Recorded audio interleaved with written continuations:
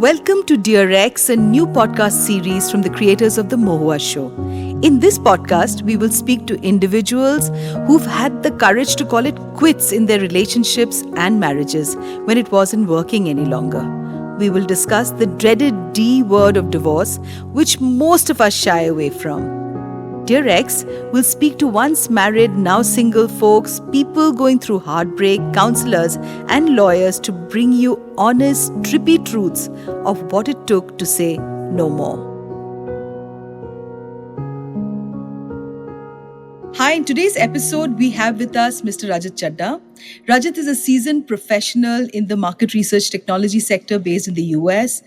He not only manages sales in the Asia Pacific region for a leading company, but has also graciously agreed today to come on our show to talk about his personal journey and tell us how is it that he navigated his divorce.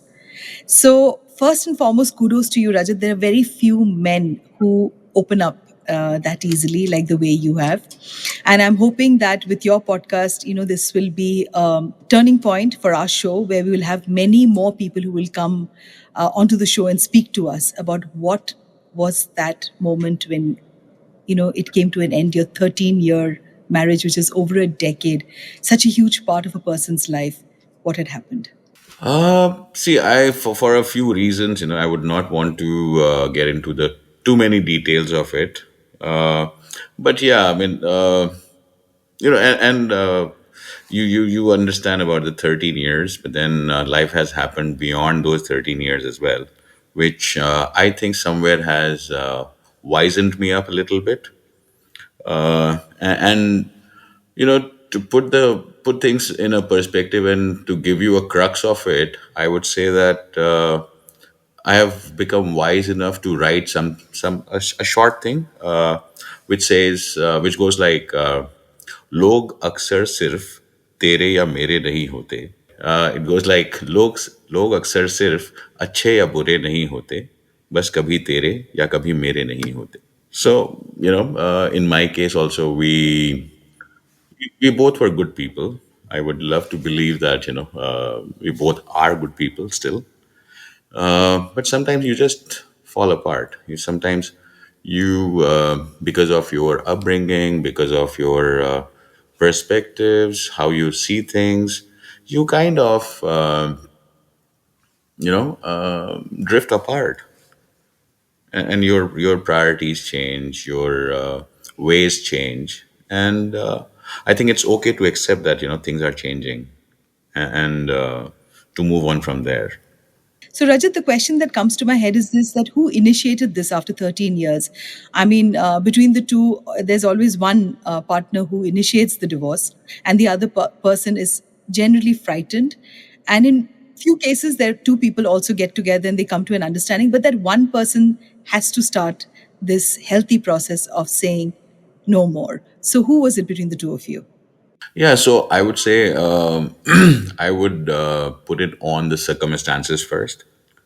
That's where things happened, and then one had to really take a call, and that's where I said that, okay, there's no point being together. So you could either put it on me or you could put it on the circumstances. So, Rajat, how did you navigate this whole thing at your place of work? I'm sure I'm going to come to the family later. But often people don't talk about this very openly. They try and hide about what's happening in their personal lives, which is quite bizarre. And I think things are changing now. People are opening up. People are talking about, marriages, relationships that don't work. How did it, pan out at your place of work?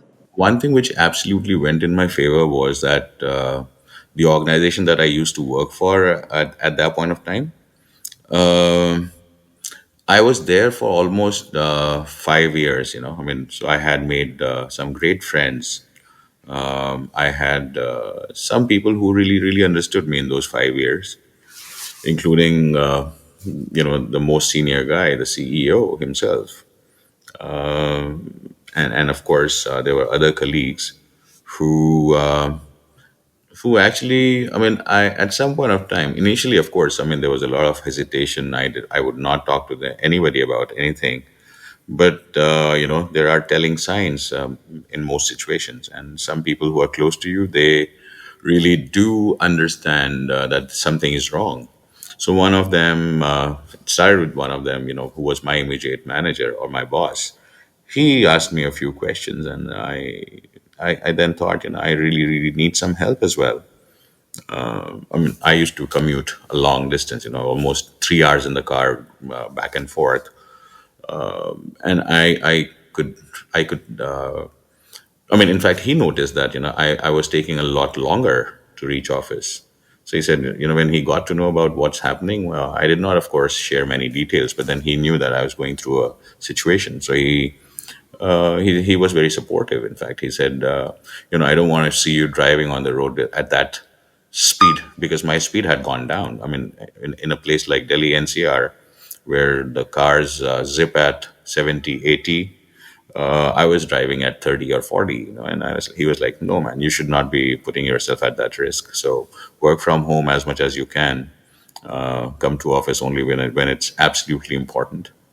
So all that happened, and of course there were other colleagues who were closer to me and who felt for me.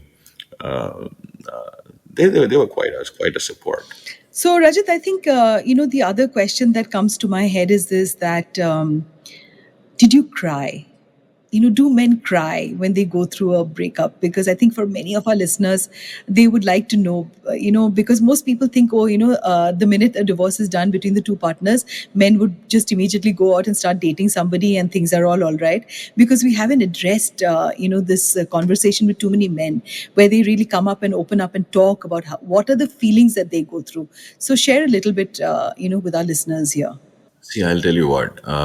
Men are also as human as anybody else. They also have emotions, and I think it's absolutely okay to cry. I cried. I cried. Perhaps, I mean, in my separation and divorce had 4 years in between, so I can't really say that I cried right after I got when the papers got signed or anything. But when I moved out, when I started living alone, or that initial part was really tough. It felt like you're letting go, or you're losing a lot that you had put yourself. I mean, something where you had put a lot of yourself into. What was that feeling for the first time when you walked into your home alone? I mean, I've always been a people's person, and I like people around. I've always known that the way human beings are designed, we are not designed to live alone. Absolutely. So walking into an empty home, or a space where you're living suddenly all by yourself, that's a very overwhelming feeling. It kind of, the weight of that entire apartment was, I could feel it on my chest, and yeah, wasn't easy. How did your family react, Rajat? Your parents, your siblings, how did they react? See, they were like any. I think most, the I belong from a Hindu Punjabi family, and and a very close knit one. So outside of my siblings and my mother, of course, there are other people also who are very, very close, and who also have a big bearing on my life. There are a couple of uncles and my cousins who have been there for me forever. So initially, yeah, everybody went into a tizzy, and they were like, they also were perhaps trying to evaluate whether this is the right thing to happen or not. And then there was some people, of course, had that thought about the social stigma that comes along with it. They were thinking, "Log kya kahenge?" I mean, there were some people, but then people who mattered, they kind of knew that this makes sense. So people stood by me in that ways.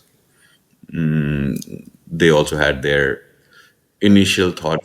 How many years has it been now, Rajat? So I got separated in 2014.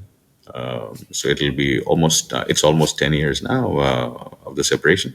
The legal divorce, as I said, happened 4 years later. I mean, one important person has been my dog. How has life been after that? Mm, I mean, it has been quite an experience, I would say. I don't know, when I sent my introduction piece, I did record something that I write or I wrote. So you know,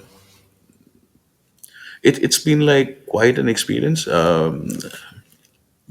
Having born in the 70s, I'm 76 born, and further years, or my growing up years, we used to think that separated or divorced is the same thing. So the first thing that happened, or one major thing that happened was when you're separated and you are okay to meet people and find somebody also. In today's world, then I realized when I became a little open, after a couple of years of separation or a year of separation, when I accepted things, and then I said, okay, one has to move on. There I kind of realized that, oh, separated and divorced are two very different things. A man, especially with a man, he wouldn't. Please enlighten our listeners about what is the difference between the two. So you see, I mean, so I started dating somebody. She was a divorcee. She had a kid. So after initial 3 4 months, suddenly out of the blue, one day she's like, you know what? You are not married. You are not divorced. So you are technically married still. So I was like, okay, how does that change anything between us? I'm the same person that you're talking to. I mean, if I get the divorce done today, that will it change me as a person? She said, no, but the society will start looking at you differently.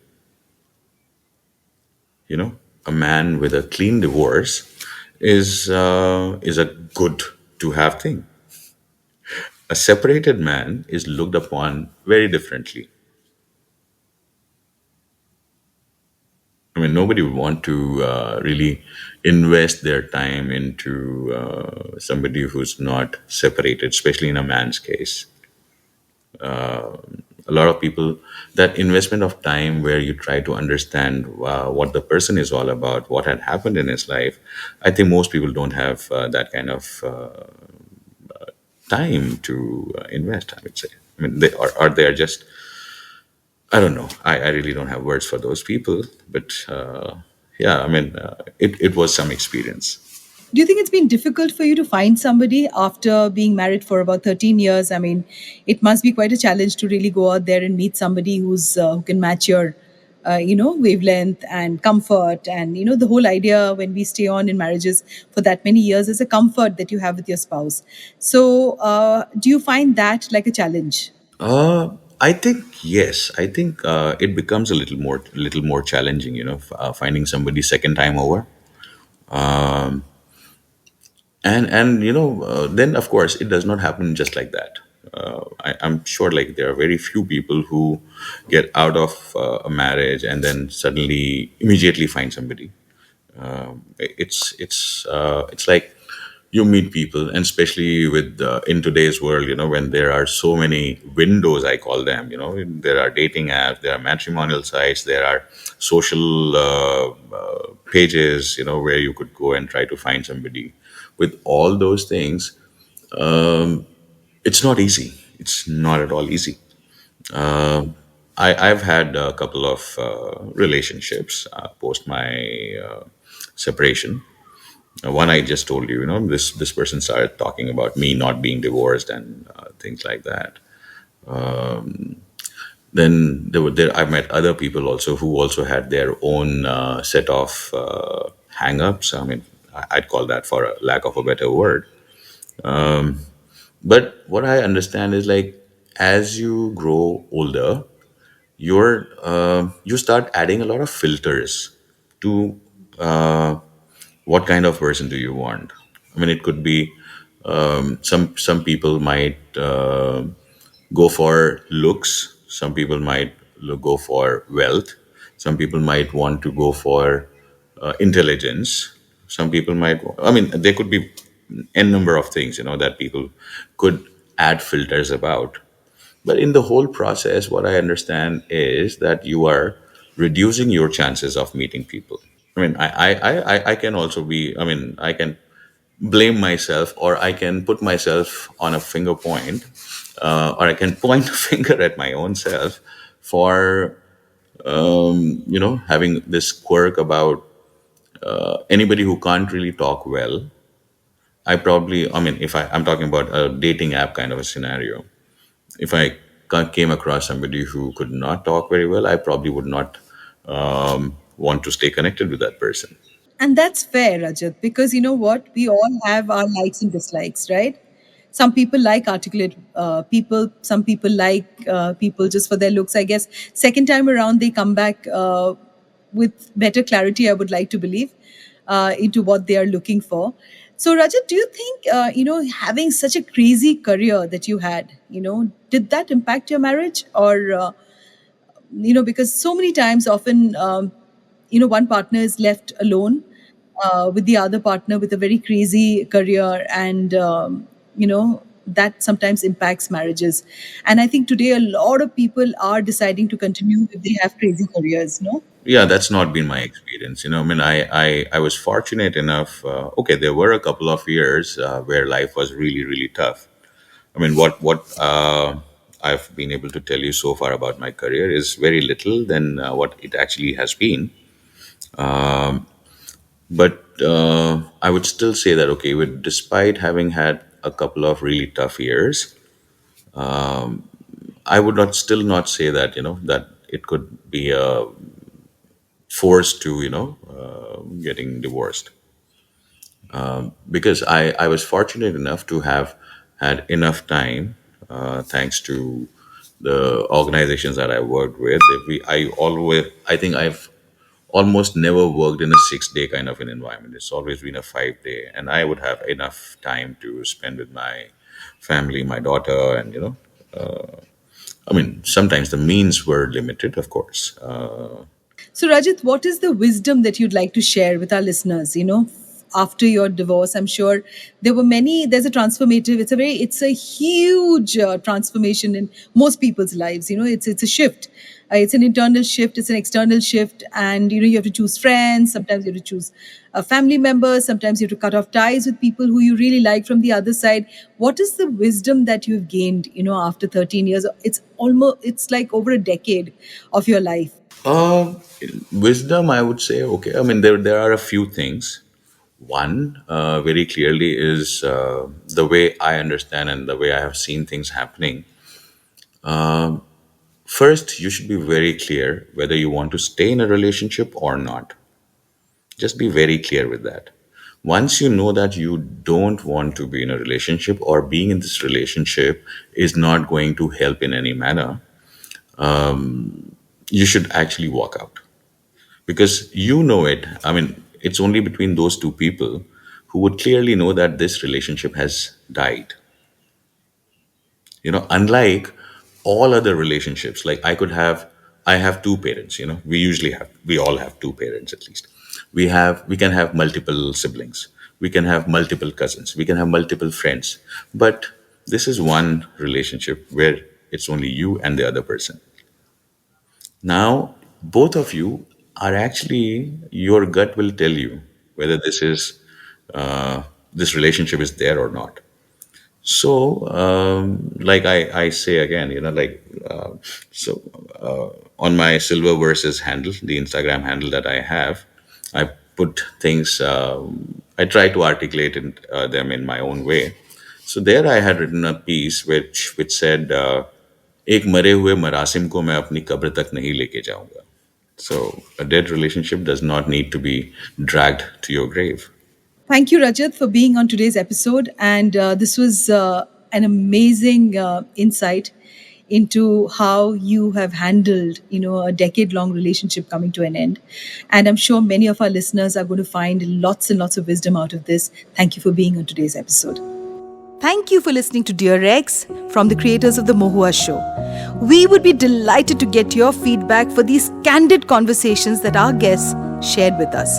If you want to reach out to us, DM us at our Instagram page, The Mohua Show. We all know to call it quits isn't easy. To D or not to D isn't really an easy question to answer.